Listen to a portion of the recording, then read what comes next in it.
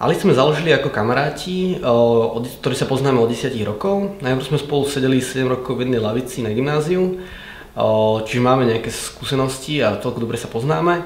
Potom sme sa každý rozišli na svoje vysoké školy. Ja som sa venoval IT a študoval sa na matfíze, Jozef išiel a venoval sa manažmentu. Popri škole sme každý nejakým spôsobom brigádovali. Ja som sa už vtedy staral asi o jednu, dve firmy, čo bola super brigáda pre vysokoškoláka.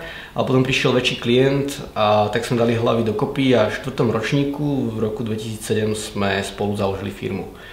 Odvtedy organicky rastieme. Také tie bežné problémy vysokoškolákov, s ktorými sme zakladali firmu, ako zarobiť si na pivo, babi a benzín, sa už pomenili, čiže teraz máme iné priority. Máme super zákazníkov, o ktorých nás baví sa starať. Či za každou novou kampaňou alebo otvorením knihkupectvom vidíme aj kúsok našej práce.